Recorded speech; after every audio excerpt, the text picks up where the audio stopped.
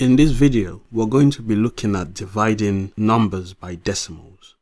Whenever we're dividing by decimals, it is advisable to change the problem so that you can divide by an integer rather than a decimal. So in this example, it says evaluate 56 divided by 0.4. So what we want to do here is first to count the numbers that are after decimals. In 56 divided by 0.4, we have just one number. So for every number that we have after the decimal, we multiply by 10. So in this case, we're going to multiply 56 by 10 and also 0.4 by 10. That gets rid of the decimal point. 56 times 10 is 560. 0.4 times 10 gives us 4. So we can go ahead and divide using the short division method. Take the 5 and we divide it by 4. 5 divided by 4 is 1.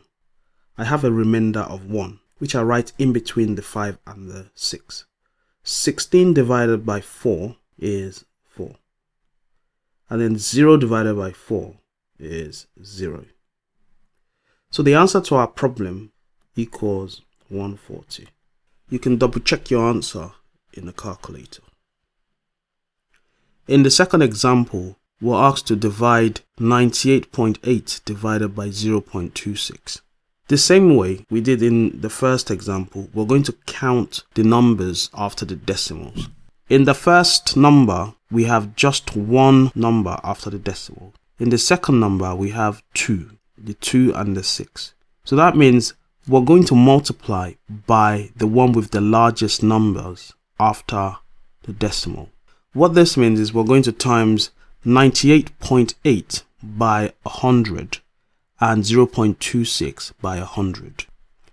98.8 times 100 is 9880, and 0.26 times 100 gives me 26. So you can see here that it becomes a long division problem. So we're going to be dividing 9,880 divided by 26. So the first thing we want to do here is 9 divided by 26 is 0. So we move to the 98. 98 divided by 26 is 3. So I multiply 3 times 26 is 78. And then I take away. 8 take away 8 is 0. 9 take away 7 is 2. Then I bring down my 8. So now I start all over again. I'm going to divide 208 by 26. Looking at my multiples of 26, 208 divided by 26 is 8 times because that's the double of 4 times 26. So I'm going to write the 8 on the top. 8 times 26 is 208. Then I'm going to take away. 208 take away 208 is 0.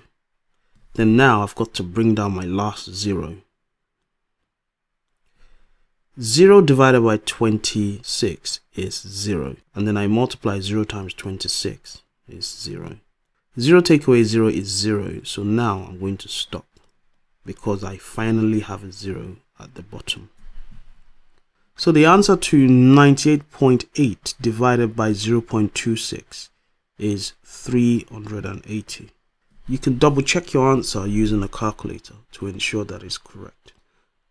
So this is how we do dividing by decimals. We always convert the numbers into integers whenever we're not using a calculator.